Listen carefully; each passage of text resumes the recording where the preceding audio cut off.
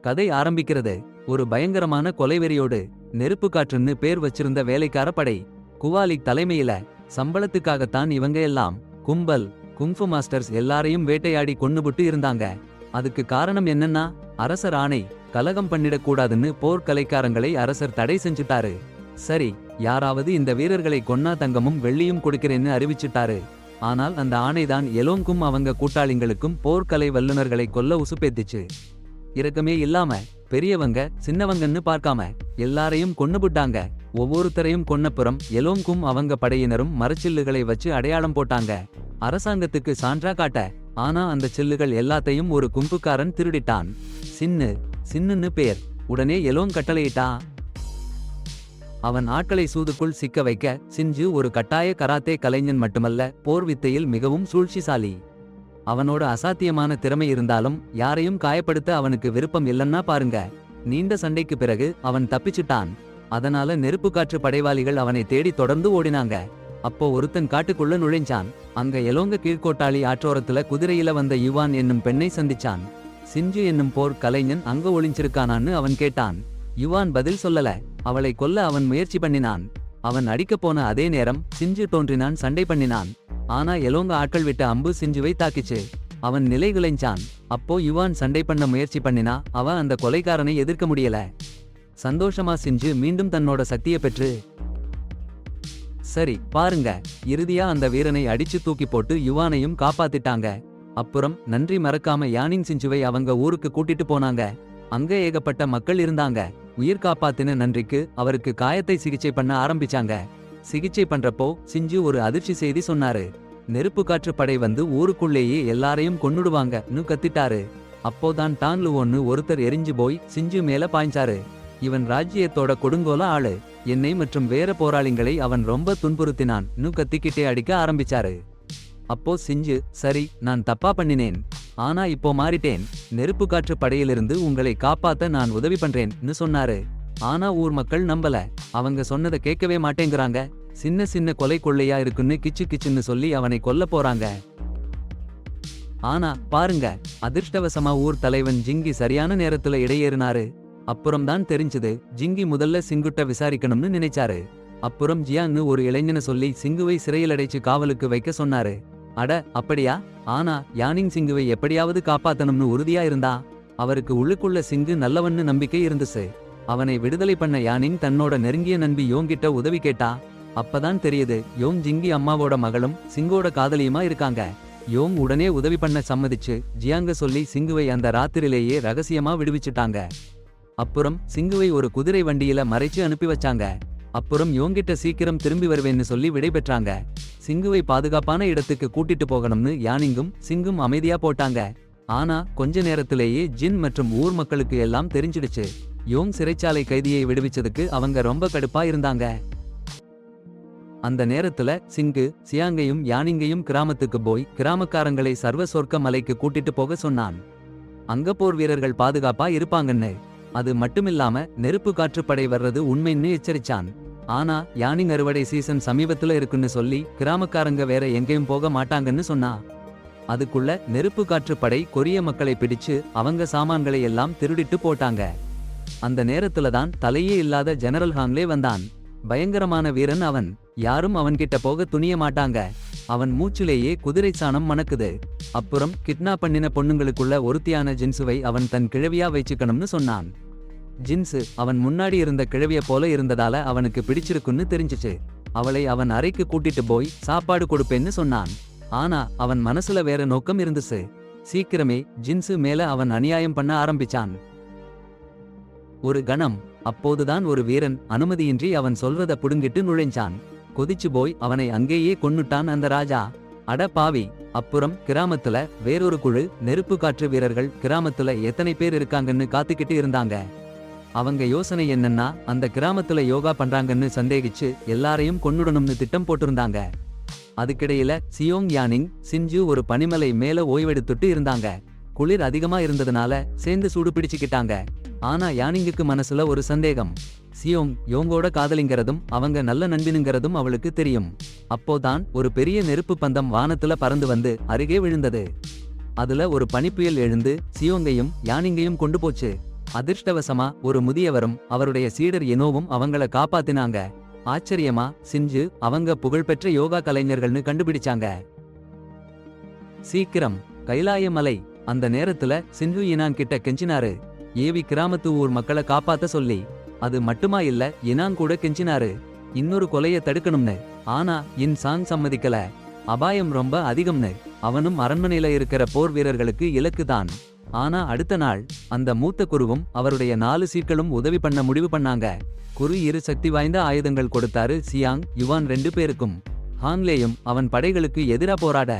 Chiang கூட ஒரு சக்கர வட்ட வாள் கொடுத்தாரு, திருவாள்னு பெயர். யுவானுக்கு இருபுறமும் கத்தி இருக்கிற வாள் கொடுத்தாரு, சர்வநாசினி. அப்புறம் இனாங் ஒரு சீடரை அழைச்சாரு, குகையில தவம் இருந்த சீடர. சியான் கைலாய மலையோட வீரர்களுக்குள்ள முதல்வன், சக்தி வாய்ந்தவன். குகையில இருந்து வெளியே வந்த உடனே குரு சிஞ்சுக்கு ஒரு வாள் கொடுத்தாரு. அவரு உற்சாகமா சொன்னாரு. அவன் கடந்த காலத்தை மறந்து இந்த சியாங் ஜின்ஜு யானியும் 4 போர்க்கலைஞர்களும் இக்கிராமத்துக்கு போனாங்க. அப்பவே ஜிங்கியும் கிராமத்து மக்களும் யாங்குக்கு விசாரணை வைச்சாங்க. அவளே தன் பெண் பிள்ளைன்னா என்ன, ஜிங்கி குற்றம் நிரூபிச்சா சாவடையும்னு தீர்ப்பு கொடுத்தா. ஆனா விசாரணை நடந்துட்டு இருக்கும்போது தீக்காற்று படை தாக்குதல் செய்தது. கிராமத்து மக்கள் தற்காப்பு செய்ய முயற்சி பண்ணாங்க. ஆனா கொலை கொள்ளை. கடைசியா ஜிங்கியும் யாங்கும் ஒரு கட்டடத்துல கிடந்தாங்க. சாவே நெருங்கி வந்தது. அப்பதான் சொர்க்க மலை வீரர்கள்ல ஒருத்தர் வந்தாங்க, லீ. ஒரு சொல்லும் சொல்லாம அவன் நட்சத்திர வாள் எடுத்து தீக்காற்று படையினரை வெட்டினாங்க. அப்புறம் மத்த வீரர் வந்தாங்க, முலாங். அவன் தான் அந்த வான வாழ்வீரன். 2 பேரும் சேர்ந்து போராடினாங்க. அடடா, என்ன அற்புதமான வீரம். சற்று நேரத்தில் இளம் வீரர்களுக்கு உதவ சான் வந்தாங்க. மூத்த போர்வீரர்களா அந்த அசுர வலிமை கொண்ட டிராகன் வாள். எதிரிகள் முன்னாலேயே அதிர்ந்து போயிடுவாங்க. அடுத்து சியோங் சின்கு யாங் இணைஞ்சாங்க. போர் முழுக்க மாறிடுச்சு. நெருப்பு காற்று படையினர் தோற்குறாங்க. அனைவரும் தோற்குறாங்க. ஆனா சிஞ்சு ஒருத்தரை மட்டும் காப்பாத்தினாரு. ஹாங்லேக்கு சந்தேசம் சொல்ல அனுப்புறதுக்கு வாழ் வீரர்கள் காத்திருப்பாங்கன்னு யுங் கண்ணீர் விட்டாங்க. கிராமத்து மக்கள் சாவுனதை பார்த்து. அப்போதான் ஜான் கொல்லப்பட்ட நெருப்பு காற்று படையினர் ரத்தத்தை குடிக்கிறத பார்த்தாங்க. பயத்தை விட்டுட்டு போர் செய்யறதுக்குன்னு சொன்னாரு. சான் யுங்கிட்ட ஒரு கிண்ணம் ரத்தம் கொடுத்தாரு, குடிங்கன்னு சொன்னாரு. ரொம்ப மோசமா இருந்தாலும் இந்த நேரத்துல ஜின் உயிர் பிழைச்ச. கிராமத்து மக்கள் இரவு ஆழமான போது உதவிக்கு வந்த வீரர்களுக்கு நெஞ்சார்ந்த நன்றி சொன்னாங்க. அப்புறம் என்னன்னா 4 மலை வீரர்கள் ஜியாங் சிஞ்சு யானிங் 2 பேரையும் கூப்பிட்டு ஹாங்லே அவன் படைகளுக்கு எதிரா எதிர்த்தாக்குதல் பிளான் பண்ண ஆரம்பிச்சாங்க. சும்மா 7 பேர் கூட்டணி அமைஞ்சு போச்சு. அதான் ஹாங்லே இன்னும் பெரிய படை கூட்டி வர்றதுக்கு முன்னாடி அவங்க வேகமா தாக்குறதுன்னு முடிவு பண்ணிட்டாங்க. அதே நேரத்துல ஹாங்லேக்கு ஒரு அதிர்ச்சி செய்தி. அவன் 300 போர் வீரர்கள் அந்த 7 வீரர்களால கொல்லப்பட்டாங்க. ஹாங்லேக்கு கடுங்கோபம். 7 போராளி மட்டும் எப்படி அவன் நல்லா பயிற்சி எடுத்த படையை தோற்கடிச்சாங்கன்னு புரியல. கொஞ்ச நேரத்துல அவன் ஒரு சேவகன் சிஞ்சு சந்திக்க வேண்டியிருக்காருன்னு சொன்னான்.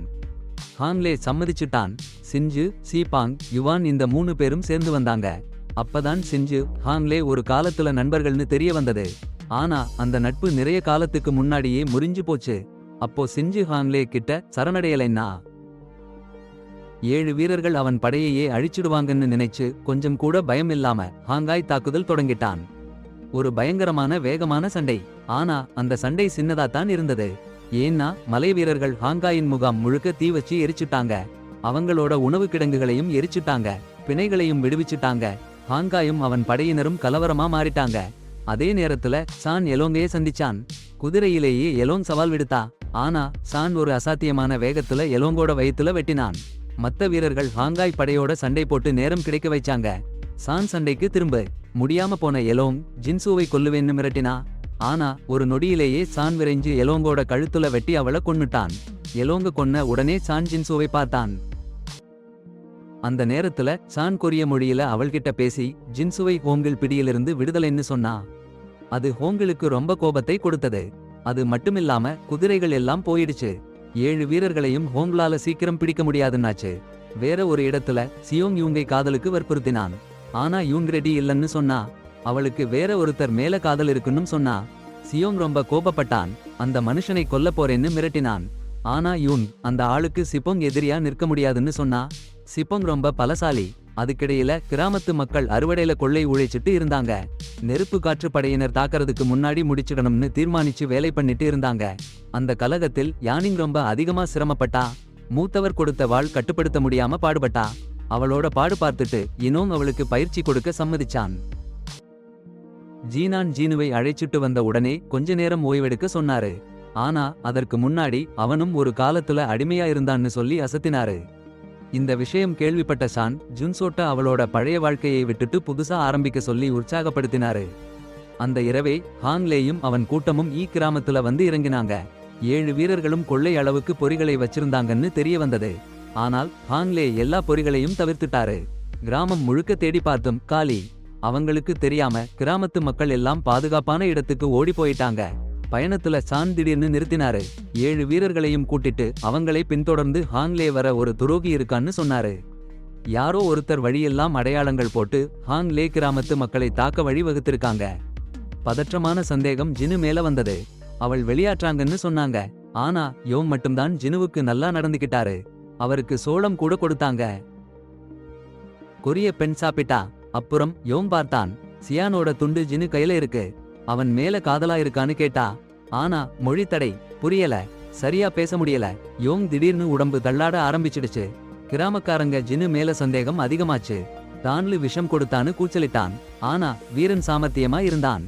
அப்போ ஜினு சொன்னான், 6 நீர் விஷம். காட்டுச்செடிகள் அதிகமா வளர்ந்துருச்சுன்னு நீங்களே சோதிச்சு பாருங்கன்னு சொன்னான். இந்த நேரத்துல சியான் ஜினுவை சமாதானப்படுத்த முயற்சி பண்ணான். ஜினு பயந்து போயிருந்தான். அவனை ஒரு குன்றுக்கு கூட்டிட்டு போய் இந்த கஷ்டம் போன உடனே நாட்டுக்கு அனுப்புறேன்னு வாக்கு கொடுத்தான். அந்த இரவு ஹாங்லே அவன் படையோட கிராமம் கிட்ட வந்தாங்க. ஆனா உடனே தாக்கல.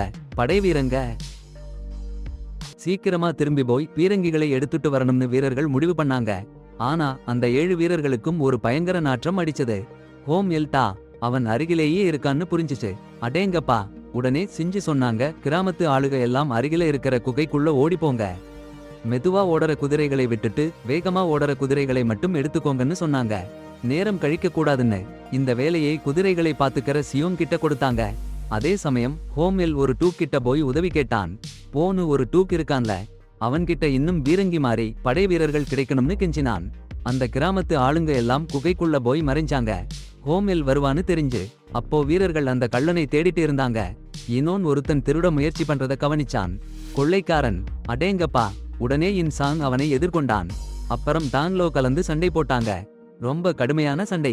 அந்த சத்தம் கேட்டு கிராமத் தலைவன் ஜிங்கி வந்துட்டான். சம்பவத்தால் வெட்கப்பட்டவள் இனாங்கிட்ட மன்னிப்பு கேட்டா. இனாங் சந்தோஷமா ஏற்றுக்கிட்டாரு. அந்த இரவே யானிங் இனாங்க ஓய்வெடுத்து கிடந்தப்ப போய் அவள் கடந்த கால கஷ்டங்களை சொன்னா. அவள் சின்ன பொண்ணா இருந்தப்போ அவள் அப்பாவை ஜிங்கி எந்த ஆதாரமும் இல்லாம தேச துரோக குற்றத்துல சிறைப்படுத்தி கொன்னுட்டாங்கன்னு வெளியில வந்தது. அதுக்கப்புறம் ஜிங்கி யானிங்கிட்ட நிறைய குற்ற உணர்வுல இருந்தாருன்னு தெரிய வந்தது. அதே சமயம் ஜெனு பயந்து நடுங்க ஆரம்பிச்சா. தன் உயிருக்கு அபாயம்னு நினைச்சா. அப்போ சியான் அவளை ஆசுவாசப்படுத்தி எல்லாம் சரியாயிடும்னு சொன்னாரு. 2 பேரும் அருகருக வந்துட்டாங்க. ஜெனு ஹங்லேயோட ஒரு ரகசியத்தை சொன்னா. ஹங்லே பொருள்கள் கொள்ளையடிச்சா ஒரு ராட்சத சிலை உருவ குடோனில் வைப்பான்னு சொன்னா. சியான் உடனே ஒரு துணிச்சலான திட்டத்தை சொன்னாரு. ஹங்லே இல்லாதப்போ அவங்க அடைக்கலத்துக்குள்ள போய் அந்த பொருள்களை திருடி அவனை நஷ்டமா ஆக்கிடலாம்னு. ஜெனு சம்மதம் சொன்னா. 2 பேரும் அந்த அடைக்கலத்துக்கு போனாங்க. போன உடனே சியான் அந்த ராட்சத சிலையை உடைக்க ஆரம்பிச்சுட்டாரு. சிலை, அடடா! அவர்களோட அதிர்ஷ்டம் தீர்ந்து போச்சு. ஹாங்காய் அவன் கூட்டாளிகள் அங்கேயே இருந்தாங்க. ஒரே நொடியில கனரக பீரங்கி வேட்டு. ஜின்சு மேல கலவரம். ஜானு கடுமையான காயம். அட போங்கடா! ஜின்சு காப்பாத்துறதுக்கு பாடுபட்டாரு. ஆனா ஹாங்காய் பிடிச்சுப்புட்டான். என்ன கஷ்டம்! அதோட ஹிலே படையினர் யானன் டிராகன் வாள் கண்டுபிடிச்சாங்க. இன்னும் கஷ்டம். ஜெனு குகைக்கு ஓடி எல்லாரையும் எச்சரிக்க நினைச்சா. ஆனா ரத்த இழப்புல சாகுரா. யோ! இத கேட்ட இனாங், ஜென் ஹோம்லே என்னோட கூட்டமைப்புல இருக்கான்னு உறுதியா சொன்னாரு. ஒரு நொடி நினைச்சு கூட பார்க்காம 6 வீரர்களும் கூட்டமைப்புக்கு ஓடினாங்க. ஜென் காப்பாத்த ஓடினாங்க. ஆனா குகை வாயிலே தீப்பிடிச்சுச்சு. ஜிங்கி கிண்டா சந்தேகப்பட்டாரு. ஒரு கூட்டாளி புரட்டுறானு. யாங் குழந்தைகளை பாதுகாக்கணும்னு சொல்லிட்டு அந்த கூட்டாளிய பிடிக்க போனாரு. பிறகு ஜிங்கியும் அவரு காவலர்களும். கொடிய இருட்டில் பயங்கர போர். ஆச்சரியம்! துரோகி டான் லுவோன்னு தெரிய வந்தது. அவன் ஜிங்கியை அடிச்சு அப்புறம் கிராமத்துல இருக்கிறவங்களை எல்லாம் வெட்டி தள்ளினான். யோங்கை சுற்றி வளைச்சிட்டான். எஸ்கேப் பண்ணவே வழி இல்ல. அதே நேரம் 6 வீரர்கள் ஹோன்யல் கிடங்குல வந்தடைஞ்சாங்க. அங்க பாருங்க, சான் ஒரு கொடுமை கருவியில புழுங்கிட்டு இருக்கான். குதிரை காலுக்கு சங்கிலி. குதிரை ஓடினா சான் சிதற ஆகிடும். ஜுனோசாவிற்கு சான் காரணம்னு ஹோன்யல் கொடுக்கிற சிகிச்சை இது. அப்போ ஹோங்காய் வீரர்கள் கிட்ட வாள் கொடுங்கன்னு சான் உயிருக்குன்னு கேட்டான். மத்தவங்க சம்மதிச்சாங்க. ஆனா யானிங் சம்மதிக்கல. அவன் தீய காற்று படை மேல தாக்குதல் பண்ணினான். சண்டை தொடங்கிடுச்சு. மத்த வீரர்களும் வாள் வாங்கி சானை விடுவிச்சாங்க. சான் சண்டையில இறங்கினான். எத்தனை பேர் இருந்தாலும் 7 வீரர்களும் ஹோன் எல்லோட படையை சும்மா வெட்டி தள்ளிட்டாங்க. யுவான்னிங் அவள் வாள் பயிற்சியில அபாரமா வளர்ந்துட்டா. இன்னொரு பக்கம் இன்சாங் ஹாங்லே அவன் சிம்மாசனத்துலேயே சந்திச்சு போர் விடுறான். ஒரு போர். அவன் குரு சொன்ன வார்த்தைகள் அவன் நினைவுக்கு வந்தது. அவன் வாள் சீன டிராகன் வாளை விட குறைஞ்சது இல்லன்னு. ஹாங்லே அந்த டிராகன் வாளை வச்சிருக்கானே. பயம் இல்லாம ஹாங்லே சந்திச்சான் இன்சாங். அதிரடி போர், எபிக்கான போர். ஆனா ஹாங்லே ஏமாத்தி ஓடிட்டான் வேற இடத்துக்கு. சரியா அந்த நேரத்துல சானான் வந்து கையாலேயே ஹாங்லே அடிச்சு நொறுக்கிட்டான். பின்னாடி யுன்சாங் வாளை வாங்கி ஹாங்லே முடிச்சு அவன் டிராகன் வாளை மீட்டுட்டான். ஹாங்லே யோட மூச்சு பார்க்க முடியாத அளவுக்கு மோசமா இருந்ததால போரை விரைவா முடிக்கணும்னு சானான் ஆசைப்பட்டான். கடைசில ஹாங்லே கொன்னு வாளை திரும்ப பெற்றுட்டான் சானான். உள்ள சேனை எல்லாரையும் அழிச்சிட்டு 7 வீரர்களும் குகைக்கு திரும்பினாங்க. பார்த்தா அதிர்ச்சி, அழிஞ்சு போச்சு எல்லாம்.